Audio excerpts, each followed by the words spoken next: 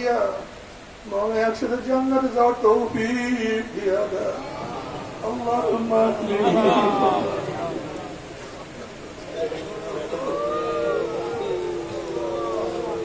ও আমার মা বোনেরা, পর্দার মা বোনেরা, দুই হাত দিয়া মাওলার নামে কান্দো, মাওলার কাছে মাপ চাও।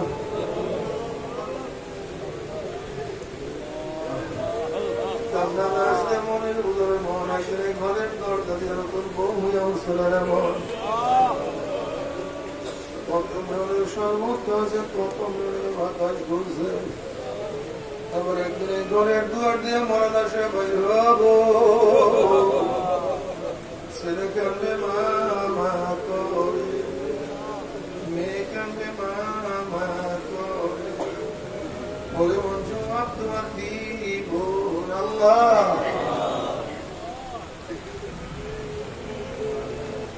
আল্লাহ কত আলে বলা হাত করলাম মাওলা, আল্লাহ কত সানা দাঁড়িয়ে ভাইদের হাত করলাম মাওলা।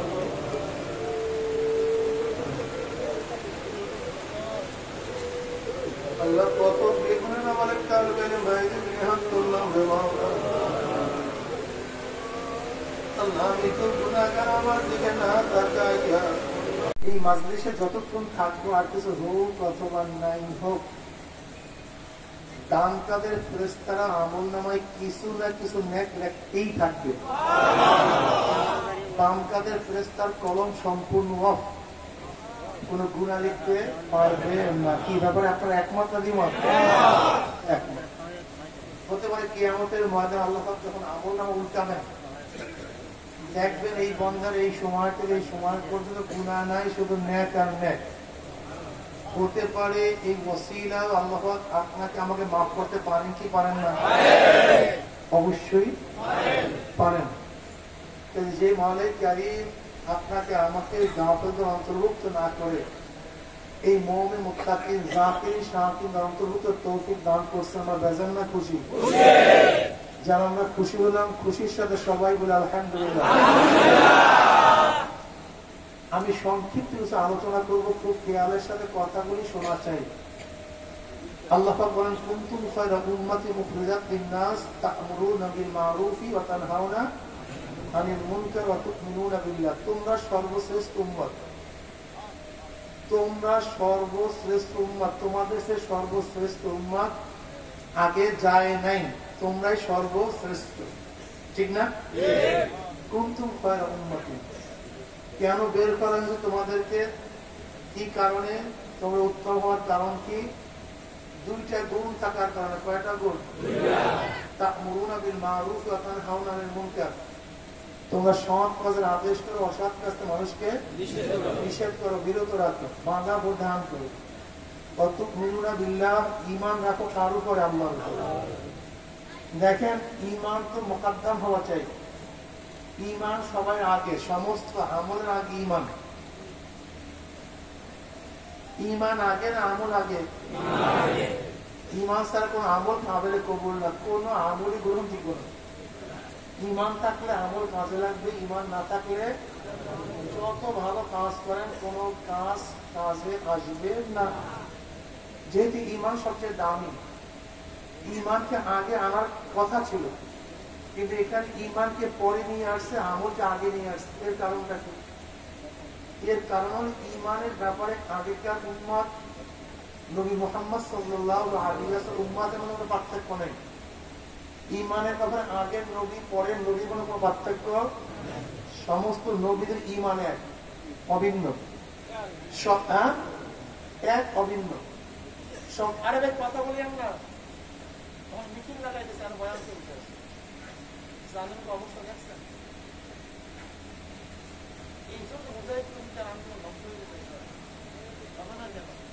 এরা নিজেকে সুযোগ করে বলে ওখানে মিটিং লাগাই বয়ান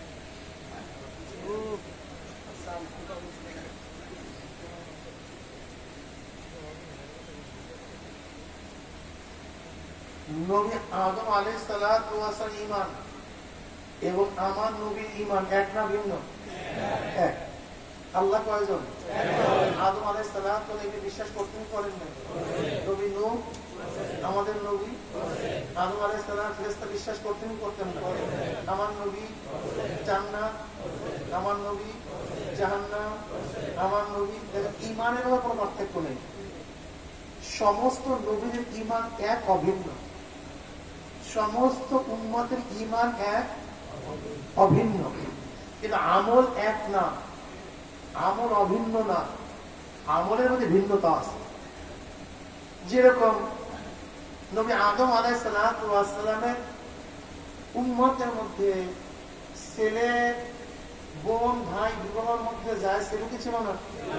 কিন্তু আমার নবীর মধ্যে জায়েজ নেই। দেখেন আমলের মধ্যে পার্থক্য, ঈমানের মধ্যে। নবী ঈসা আলাইহিস সালাম উম্মতের জন্য শুকরের গোশত জায়েজ ছিল কি ছিল না? মদ পান করা জায়েজ ছিল, কিন্তু আমার নবীর উম্মতের মধ্যে নাই। ঈমান এক, ঈমান এক, আমলের মধ্যে ভিন্নতা আছে। কাজে এখানে আল্লাহ পাকের বলার উদ্দেশ্য হলো তোমরা উত্তম উম্মত হওয়ার কারণটা কি, এর উদ্দেশ্যটা আগে নিয়ে আসছে। উদ্দেশ্য হলো নবী মুহাম্মদ সাল্লাল্লাহু আলাইহি ওয়াসাল্লামের উম্মত সর্বশ্রেষ্ঠ, এই ভিন্নতা বোঝানো। যদি ঈমানের দিক থেকে সবাই সমান, এর ঈমানকে পরে নিয়ে আসছে। আর নবী মুহাম্মদ সাল্লাল্লাহু আলাইহি ওয়াসাল্লামের উম্মত দুই কারণে সর্বশ্রেষ্ঠ, আমলকে আগে নিয়ে আসছে শ্রেষ্ঠ বুঝাবার জন্য, শ্রেষ্ঠত্ব প্রমাণ করার জন্য। কয় কারণে সর্বশ্রেষ্ঠ হয়? সবাই বলেন তো কয় কারণে? পিছনে সবাই বলেন কি কি সৎকারের আছে বলেন। এই কারণে আমরা নয়তো সিজদার দিক থেকে আমাদের চেয়ে আগেকার উম্মত অনেক বেশি সিজদা করতেন। রোজার দিক থেকে আমাদের চেয়ে আগেকার উম্মতরা অনেক বেশি রোজা রাখতেন। ইবাদতের দিক থেকে আমাদের চেয়ে আগেকার উম্মতরা অনেক বেশি ইবাদত করতে। বিশ্বাসী উঠতাম না কেমন ইবাদত করত। সালমান ফারসি রাদিয়াল্লাহু তাআলা আনহু হাদিস থেকে জানা যায়, সালমান ফারসি রাদিয়াল্লাহু তাআলা পারস্যের অধিবাসী।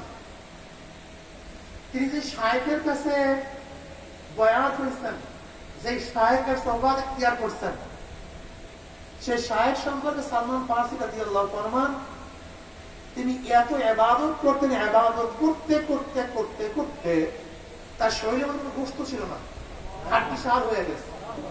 সালমান রাদিয়াল্লাহু ফরমান সে সারা রাত্র নামাজে দাঁড়ায় থাকতো, সারা দিন রোজা রাখতো। জোহদ কাকে বলা হয় যা চিন্তাও করতে পারবেন না। তার রহবান ছিল, তারা বিবাহ শাদী করতো না, সংসার করতো না, দুনিয়া ত্যাগী ছিল। তারা জঙ্গল জঙ্গলে ঘুরতো, সারাদিন গির্জার মধ্যে থাকতো, এত ইবাদত করতো। সিজদা আমাদের সাথে তারা বেশি কম করে, বেশি হলো শয়তান আমাদের সাথে সিজদা অনেক বেশি বেশি। 50,000 বছর আল্লাহকে সিজদা দিচ্ছে, একদিন অনেক সিজদা দিচ্ছে। দেখেন আগেকার উম্মতরা ইবাদতের দিক থেকে আমাদের মোটেও কম না, বরং কারণটা কি বেশি হওয়ার কারণটা কি? তারা হায়াত বেশি পেয়েছে। কেউ কি 1000 বছর ইবাদত করছে, কেউ 500 বছর ইবাদত করছে, কেউ 900 বছর ইবাদত করছে, অনেক ইবাদত করছে। আর আপনার কিন্তু 80 করেনি, 50-60-70 বছর। এর মধ্যে আমাদের স্বাস্থ্য খারাপ, অমুক তমুক, ঝামেলার কোনো অভাব নেই। এরপর সর্বশ্রেষ্ঠ উন্নত হওয়ার কারণটা ওলামায়ে কেরাম খুব ভালো মতো বুঝতে বোঝার চেষ্টা করছে। এলেম শয়তানের কম না, অনেক বেশি এলেম তাদের মধ্যে ছিল। ইহুদিদের এলেম কম না, অনেক বড় আল্লামা তারা ছিল, অনেক আল্লামা তাদের মধ্যে ছিল ইহুদিদের মধ্যে। গায়রুল মাগদুবি আলাইহিম ওয়ালাদ দাল্লিন আমিন। মাগদুব এবং দলের মধ্যে পার্থক্য দেখেন। মাগজুব হল ইহুদিরা, দল খ্রিস্টানরা।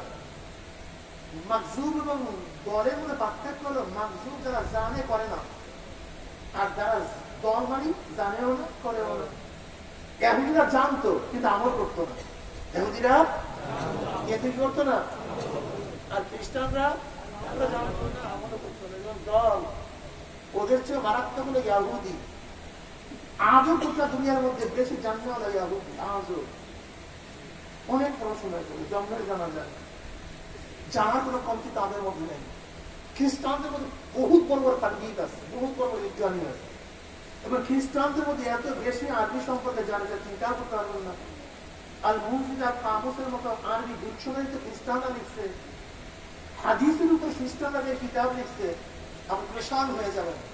এক উঁচা কিতাব খ্রিস্টানরা হাদিসের উপর লিখছে, বুঝাতে পারি না। কি বুঝাতে চেয়েছিলাম? যে ইবাদত আগেকার উম্মতরা বেশি বছর কম করে নাই, এরপরও এই উম্মত সর্বশ্রেষ্ঠ কারণটা কি? কয় কারণ ভুলে গেছেন? কারণ কি জানি বলছিলাম জানেন?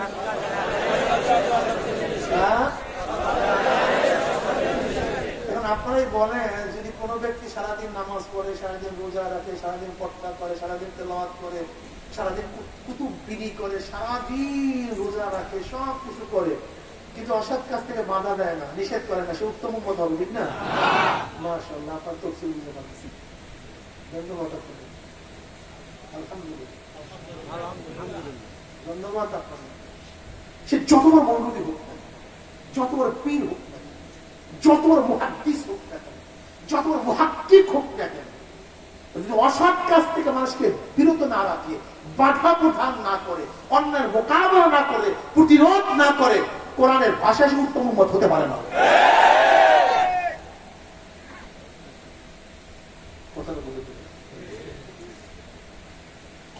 এখন আপনি করবেন কিভাবে অসৎ কাজের বিরোধী? বাধা দিবেন? আপনার শক্তি নেই, আপনার শক্তি নেই, করবেন কিভাবে? আমার নবী আলাইহিস সালাতু ওয়াস সালাম শুধু মদিনার জন্য নবী নন, শুধু মক্কার জন্য নবী নন, শুধু আরব ভূখণ্ডের জন্য নবী নন, তার ওই জমানার জন্য নবী নন, শুধু সাহাবাদের জমানার জন্য নবী নন, শুধু তাবিদের জমানার জন্য নবী নন, তিনি কোন এলাকার নবী? তিনি কোন জমানার নবী? কিয়ামত পর্যন্ত তিনি নবী। কি কথা ঠিক না? তাহলে নবী আলাইহিস সালাতু ওয়াস সালাম আমাদেরকে সুন্দর মতো বুঝিয়ে দিয়ে গেলেন কিভাবে। وعن أبي سعيد الخدري رضي الله عنه قال سمعت رسول الله صلى الله عليه وسلم يقول من رأى منكم منكرا فليغيره بيده فإن لم يستطع بلسانه فإن لم يستطع بقلبه وذلك أضعف الإيمان وهو مسلم। নবী আলাইহিস সালাতু ওয়াস সালাম ফরমান, তোমরা যদি খারাপ গর্হিত কাজ দেখো, খোদা বিরোধী কাজ দেখো, শরীয়তের খেলাফ কাজ দেখো, উল্টাপাল্টা কাজ দেখো, তাহলে শক্তি থাকলে হাত দিয়ে পরিবর্তন করে দাও, শক্তি প্রয়োগ করে সেটা পরিবর্তন করে দাও। যেমন সন্তান যদি খারাপ কাজ করে, সেখানে বাপকে কি করতে হবে? জোরে বলেন, শক্তি প্রয়োগ করতে হবে।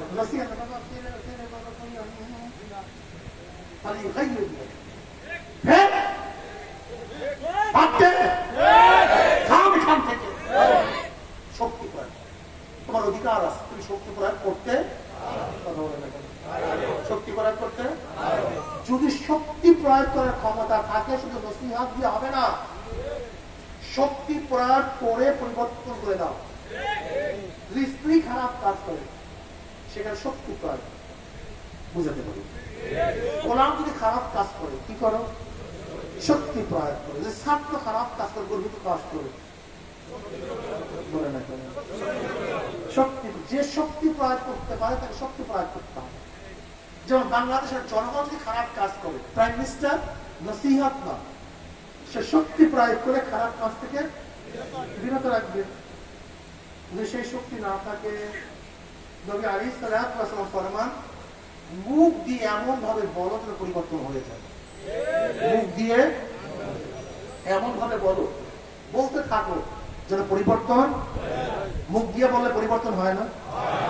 মনে আছে ফতুয়া বিরোধী আইন মুখ দিয়ে বলার কারণে করতে? মনে আছে তসলিমা শয়তান ভাগতে কিসের কারণে? মুখ দিয়ে বল। মনে আছে ফেরিস মূর্তি স্থাপন করবে মুখ দিয়ে বলার কারণে? মূর্তি স্থাপন করতে দেখছেন আপনি শিক্ষানীতির মধ্যে ডারউইনের থিওরি, মুখ দিয়ে বলার কারণে কি বুঝলেন? মুখ দিয়ে বললেও পরিবর্তন বলেন না কেন? ঘটেন নাকি?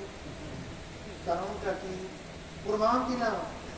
মুখ দিয়ে বললে হয়, ওতে বাধ্য, বিশ্বাস হয় না। আমি আমার পছন্দ করে বলতে পারি, এই পাড়ার লোকগুলি অন্যায় মোকাবেলায় মুখ খুলে, এই পাড়ার লোকগুলি গাজার বিরুদ্ধে মুখ খোলেন, এই পাড়ার লোকগুলি ইয়াবার বিরুদ্ধে মুখ খোলেন, এই পাড়ার লোকগুলি জুয়ার বিরুদ্ধে মুখ খোলেন। এই পাড়ায় মদ থাকবে না, ইয়াবা থাকবে না, জুয়া থাকবে না, কিন্তু মুখ খোলেন না কেন? মাশাআল্লাহ, এইটাই তো রহমতের বৃষ্টি, চাই তো রহমতের বৃষ্টি। আর কি কথা ঠিক আছে না? মুখ খোলার দরকার আছে কি না? মাশাআল্লাহ, আল্লাহ কবুল করুন। এর জন্য মুখ খুলতে হবে। কি বলতে হবে? মুখ খোল। এই মনে করছেন আর ভিতরে ঢুকে আসেন, ভিতরে আসেন। মাশাআল্লাহ, বৃষ্টি নিয়ে পাগল হয়ে গেছেন। আমরা দৌড় থেকে বৃষ্টি পাই না, এর জন্য তো আমরা নিয়ামত ভৌগত করতে পারি।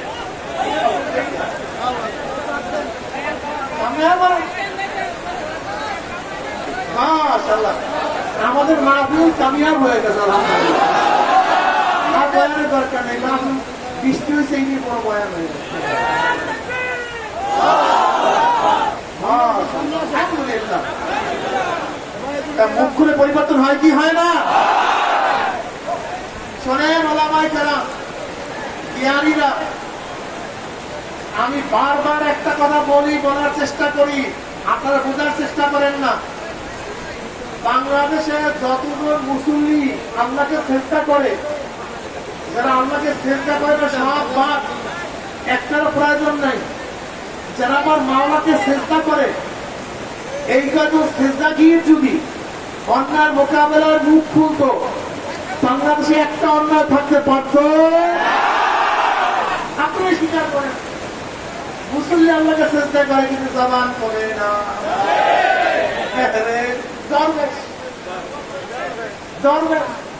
বুজুর্গ, কিন্তু আমার পাবলিক এখন কি জানছে? সে বুজুর্গ হতে পারে,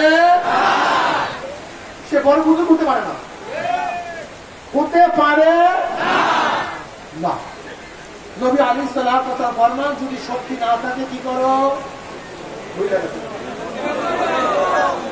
যদি শক্তি না থাকে কি করো? মুখ দিয়া। মনে আছে শেখ হাসিনা সবকিছুকে বাংলা করবে, বিসমিল্লাহকে বাংলা করবে, কলেমাকে বাংলা করবে নাকি? আব্বাসান বলছেন, প্রাইম মিনিস্টার আপনার নিজের নামের বাংলা আগে করেন। আপনার নাম হলো শেখ হাসিনা, শেখ মানে বুড়ি আর হাসিনা মানে সুন্দরী, তা কি দাঁড়াইলো না? বুড়ি সুন্দরী। আপনার নামের বাংলা করেন, তারপর সবকিছু বাংলা করেন। আর বাংলা করে কি দিয়ে বলছেন? আপনারা বলেন না কেন? ঘটনা মুখ দিয়ে বলেন না। মুখ তালা মারছেন কেন? মুখের মধ্যে তালা মারছেন কেন? মুখ কাটতেছেন কেন? মুখ বন্ধ করছেন কেন? আপনার বলছেন নাজাত পেয়ে যাবো, আপনি বলছেন জান্নাতের আলা মাকামে তুলে যাবেন। ভাবতে পারেন, আপনি মনে মনে কলা খেতে পারেন, কিন্তু আমি মনে করি যদি সবকিছু দোয়া দিয়ে হয়ে যেত, তা আমার নবী তাইফের ময়দানে গেলেন কেন? ওহুদের ময়দানে উপস্থিত হলেন কেন? বদরের ময়দানে কেন তিনি হাজির হলেন? খন্দকের ময়দানে কেন নিজের পেটের মধ্যে পাথর বাঁচতেন? তিনি বুঝুন কি বুঝতেন না? দরবেশি বুঝতেন না? সব দরবেশি আমরা বুঝলাম, আমার নবী বুঝলেন। আরে দরবেশ, আরে বুজুর্গ, আসলে সব ফটু হলো পেট আর পিঠ। সব ফটুয়া কিসের ভাই? কিসের জন্য বলেন তো? চাকরি থাকবে, খানা চলবে, দাওয়াত চলবে, পিঠের মধ্যে লাঠি পড়বে, মাইক পড়বে, জেলে ঢুকবো, পেট আর পিঠ। এই কারণে মুখ বন্ধ। মুখ খোলো, জবান খোলো, জবান খুলতে হবে, জবান খুলো, জবান খুলতে হবে। নবী আলাইহিস সালাতু ওয়াস সালাম ফরমান, যদি মুখ দিয়ে বলার শক্তি না থাকে, মনে মনে ঘৃণা করো না পরিকল্পনা করো। ঘৃণা এবং পরিকল্পনা মানে পার্থক্য থাকে। ধরেন এই রাস্তার মধ্যে ময়লা পড়া, যত মানুষ রাস্তা দিয়ে যাবে সবাই ঘৃণা ময়লা গন্ধ, নাক চাপবে, নাকি মহব্বত করবে, নাকি ঘৃণা করবে? ময়লাকে মহব্বত করবে না ঘৃণা করবে? 1 কোটি মানুষ রাস্তা দিয়ে গেছে, 1 কোটি, সবাই ঘৃণা করছে, কিন্তু ময়লার জায়গায় পচতেছে আর গন্ধ ঘৃণায় ময়লা যায়, ঘৃণায় ময়লা। কিন্তু একজন এই মোহতামিম সাহেব, মাদ্রাসার মোহতামিম সাহেব পরিকল্পনা দিচ্ছে, ময়লা, বালতির প্রয়োজন, পানির প্রয়োজন, ঝাঁটার প্রয়োজন, ঝাড়ুর প্রয়োজন, সে ঝাঁটা দিয়া পানি দিয়া ময়লা আছে কয়জনের পরিকল্পনা? 1 কোটি মানুষের ঘৃণায়, 1 কোটি মানুষের ঘৃণায়, একজনের পরিকল্পনা। আমরা ঘৃণা পিড়া বৈশা আছি, ময়লাও বাড়তে আছে। আপনি বলছেন আপনার হক আদায় করতে আছে, ময়লা বেচারাও হের হক আদায় করতে আছে। হের হক বেশি পচা, ময়লার হক কি? বেশি পচা, বেশি গন্ধ ছড়ানো। আপনার হক ছিল ময়লাকে দূর করা, কিন্তু আপনি আপনার হক আদায় করেন না, কিন্তু সে বেচারা তার হক আদায় করেন। বোঝাতে পারিনি। কিন্তু পরিকল্পনা যদি করতাম, ময়লা থাকতে পারত না। আজকে সমাজ নিয়ে যদি পরিকল্পনা করতাম, চিন্তা করতাম, ভাবনা করতাম, গর্হিত সমাজকে কিভাবে পরিবর্তন করা যায়। বিয়া করতে কেন বুঝো না? আজকে মাদ্রাসা করার জন্য পরিকল্পনা না থাকলে মাদ্রাসা হয় না। এই রোডের জন্য পরিকল্পনার দরকার, এছাড়া রোড হয় না। তোমার পড়ার জন্য পরিকল্পনা দরকার, এছাড়া পড়াশোনা হয় না। এই বিল্ডিং করার জন্য পরিকল্পনা দরকার, এছাড়া বিল্ডিং হয় না। এই মাহফিলটা করার জন্য একটা বিশাল পরিকল্পনা ছিল, কিভাবে করবে, কে করবে, কি করবে, কোথায় কি, সব পরিকল্পনার কারণে মাহফিল হয়ে গেছে। যদি পরিকল্পনা না থাকতো, শুধু ঘৃণা করলে, চেষ্টা করলে, ইচ্ছা করলেই হয় না, চেষ্টা করতে হয়, সাধনা করতে হয়। আজকে আমরা যে পরিকল্পনা করতাম যে গর্হিত সমাজকে কিভাবে পরিবর্তন করা যায়, আল্লাহর কসম আমাদের সমাজ এত খারাপ থাকতো না, আমাদের সমাজটা ভালো হয়ে যায়। কিন্তু আমরা শুধু ঘৃণা করি, পরিকল্পনা করি না। আল্লাহ কি বলে, আফালা তাফাক্কারুন আফালা তুবসিরুন, তোরা কি চিন্তা করস না, তোরা কি দেখোস না? এই জন্য আমি মুসলমান সন্তানকে বলবো, চিন্তা করো, দেখো, চক্ষু মেলো, খেয়াল করো কি হচ্ছে, কি হইতেছে, তুমি কোথায়। আজকে মুসলমানদের অবস্থানটা কি? মুসলমানদের দাম নাই কেন? আজকে কেউ ইসলাম গ্রহণ করতে চায় না কেন? ইসলাম অনুযায়ী চলতে চায় না কেন? ইসলাম ছাড়তে চায় কেন? আজকে ইউনিভার্সিটির মধ্যে গেলে ইসলামী পরিবেশ নাই। আজকে প্রাইমারি ইউনিভার্সিটির মধ্যে ইসলামী পরিবেশ জোরে বলেন। নবাব সলিমুল্লাহ নিজের দানের ইউনিভার্সিটিতে পাগড়ি পরা যায় না, টুপি পরা যায় না, নামাজ পড়া যায় না, দাড়ি রাখা যায় না, বোরখা বললে টিটকারি করা হয়। আজকে মুসলমানের কোনো দাম নাই, বাংলাদেশের কোন অফিস আদালতে দাম নাই। এমনকি 92% মুসলমানদের দেশেও হাজারো প্রতিষ্ঠান আছে, দাড়ি রাখিয়া গেলে চাকরি হয় না। প্রতিষ্ঠান না, হাজার প্রতিষ্ঠান, দাড়ি রাখিয়া গেলে চাকরি হয় না, টুপি মাথায় দিয়ে গেলে চাকরি হয় না। আমাদের বাংলাদেশের এখন পর্যন্ত হাজারো প্রতিষ্ঠান অনুমতি নিয়ে দাঁড়িয়ে রাখতে হয়, সরকারি প্রতিষ্ঠানের মধ্যে অনুমতি নিয়ে দাঁড়িয়ে রাখতে হয়। অথচ ভারতের শিখদের দাঁড়িয়ে রাখার জন্য কোন অনুমতির প্রয়োজন না। শিখদের ভারতে দাড়ি কাটার জন্য, দাড়ি রাখার জন্য কোন অনুমতির প্রয়োজন নাই। আপনার দেখছেন তাদের সেনাবাহিনীর প্রধান দাড়িওয়ালা, পাগড়িওয়ালা, পট্টিওয়ালা সেনাবাহিনীর প্রধান। আর আমাদের সেনাবাহিনীর মধ্যে সাফা ইসলামের সাফ তাদের মধ্যে থাকে না, বরং ইসলামের সাফ থাকে, তারা সেনাবাহিনী প্রধান হতেও পারে না। বুঝাতে পারি, বুঝাতে পারি। তুমি বুঝছো তুমি কোথায় আছো? আজকে হাজারো হিন্দু ধুতি পরিয়া, পৈটা পরিয়া ভারতের সুপ্রিম কোর্টের চিফ জাস্টিস কোনো আপত্তি নাই, বড় পদে বসলে কোনো আপত্তি নাই। কিন্তু আজকে পাগড়িওয়ালা, টুপিওয়ালা, সুন্নাতওয়ালা একজন বড় পদে বসতে পারে না, হাজারো আপত্তি। এ মৌলবাদী, এ সম্প্রদায়।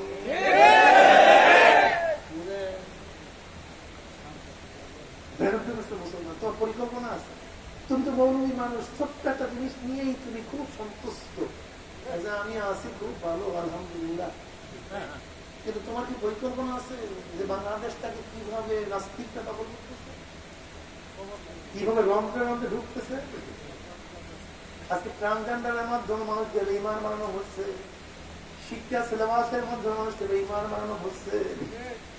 আজকে সব জায়গায় ইসলাম বিরোধী পরিকল্পনা নাই। আমার মুসলমান বাবারা, আল্লাহ পাক রব্বুল আলামিন তোমাদেরকে সর্বশ্রেষ্ঠ উম্মত বানাবার কারণ দুইটা: সৎ কাজের আদেশ, অসৎ কাজের। কিন্তু যদি না থাকে তুমি উত্তম উম্মত হইতে পারবে না। কি জবাব আমার নবীর কাছে দিবা, কি জবাব আমার মাওলার কাছে দিবা? আল্লাহ তুমি কবুল করিয়া দাও, এই আমল করার তৌফিক দিয়া দাও। বাবারে, দুনিয়া থাকার জায়গা না থাকার কেউ থাকতে পারে নাই। তুমি কি দেখো না যারা ঘরে বসে আছে তারাও দুনিয়া থেকে বিদায় হয়ে গেছে? যারা রণাঙ্গনে বেঈমানের বিরুদ্ধে লড়াই করছে তারাও দুনিয়া থেকে বিদায় হয়ে গেছে, একটাও থাকতে পারে না। যেটা ঘরে বসা সেও নাই, যে রণাঙ্গনে ছিল সেও নাই, যে ঔষধ বানাচ্ছে সেও নাই, যে ঔষধ বিক্রি করছে দোকানদার সেও নাই, যেই ডাক্তার ঔষধ দিতে সেও নাই, যে রোগী ঔষধ সেবন করে সেও নাই, যেই দশায় ফাঁসি দায় দিতে সেও নাই, যেই জল্লাদ ফাঁসি কার্যকারী করছে সেও নাই, যাকে কার্যকারী করছে সেও নাই। নমরুদও নাই, নবী ইব্রাহিমও নাই, নবী মূসাও নাই, ফিরআউনও নাই, আবু জাহেল নাই, আমার নবীও দুনিয়াতে নাই। খুনিও নাই, মাকতুলও নাই, জালেমও নাই, মাজলুমও নাই, ধনীও নাই, গরিবও নাই, সুন্দরও নাই, কালোও নাই, সুখীও নাই, দুঃখীও নাই, বেঈমানও নাই, মুমিন নাই। দুনিয়া থাকার জায়গা না, কেউ থাকতে পারে নাই। কি নিয়ে রওনা করছো, কোথায় রওনা করছো? খবরদার, আমার মাওলাকে রাজি খুশি না করিয়া কেউ মাওলার কবরে যায়। আমার জ্ঞানী বাবারা, আমার পর্ব জ্ঞানী বাবুদের খুব খেয়াল করিয়া তার যদি ঘরের মালিকের সাথে পরিচয় থাকে, যত রাত্রি ঢোকো কোনো টেনশন নাই। যেমন তোমার শ্বশুর বাড়িতে রাত্র 3টায় দিয়ে যদি নক করো, শ্বশুর ডাকবে কে, তুমি বলবো আব্বা আমি আপনার জামাই। অগ্নি দেখবা শ্বশুর নাম দিয়ে বলবে আমার জামাই আসছে। কোন বিপদে বসে এত রাত্রে কেন আসে? জলদি বাতি জ্বালা, খাবার ব্যবস্থা কর, পানির ব্যবস্থা কর, বিছানার ব্যবস্থা কর।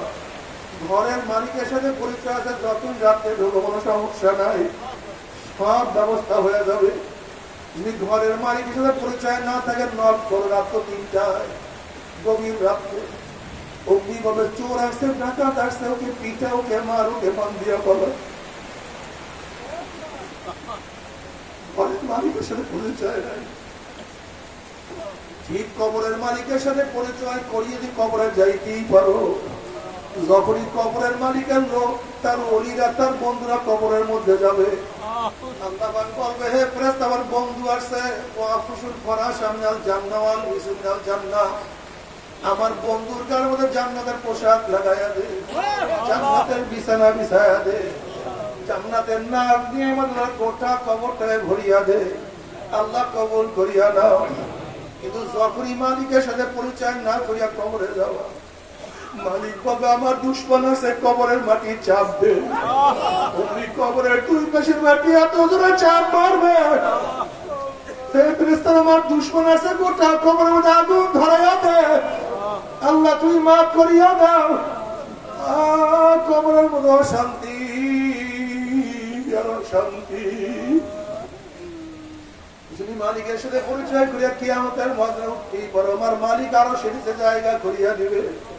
আর মালিকের সাথে পরিচয় না করিয়া কিয়ামতের ময়দানে উঠবে, ধাক্কা দিয়া সূর্যের গরমের নিচে ফালাইয়া দিবে। মালিকের সাথে পরিচয় করে কিয়ামতের ময়দানে উঠবে, পুলসিরাত পাড়ি দিয়ে আমার মাওলার জান্নাতে চলিয়া যাবা। وَإِن مِّنكُمْ إِلَّا وَارِدُهَا كَانَ عَلَى رَبِّكَ حَتْمًا مَقْضِيًّا ثُمَّ نُنَجِّي الَّذِينَ اتَّقَوْا وَنَذَرُ الظَّالِمِينَ فِيهَا جِثِيًّا। আল্লাহ কবুল করিয়া দাও। আর মালিকের সাথে পরিচয় না করিয়া দি পুলসিরাতে উঠো, অমনি কাটিয়া কাটিয়া পিছলাইয়া পিছলাইয়া গুল করে জাহান্নামে পড়িয়া যাবা। আল্লাহ তুমি মাফ করিয়া দাও। জাহান্নামের মধ্যে পড়ার পরে 70 বছর পর্যন্ত জাহান্নামে যাইতেই থাকবে।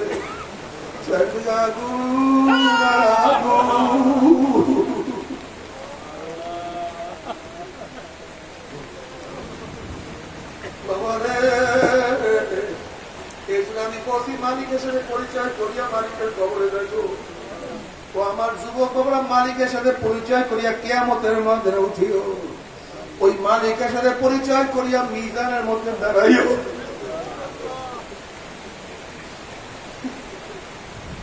ওই মালিকের সাথে পরিচয় করিয়া পুসরাত পানি দেওয়ার চিন্তা করিও। পুসরাত চুলের চেয়েও চিকন, তলোয়ারের চেয়েও ধার যায়, তলোয়ারের চেয়েও দাম নিচে জাহান্নামের আগুন দাও দাও করে চলতে আছে। অন্ধকার মালিক দয়া করিয়া মায়া করিয়া পারি না হওয়ার ব্যবস্থা না করবে, কেউ করতে পারবে না।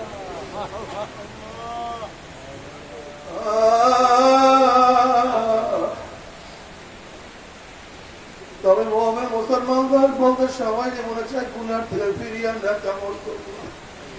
মাওলার জান্নাতে তো সবাই যাইতে মনে চায়, গুনাহ নিয়ে মাওলার জাহান্নামে কাউরে কিন্তু যাইতে মনে চায় না। কিন্তু কেনই মাওলা না কামল করতে পারি না, কেনই বা গুনার কাম ছাড়তে পারি না?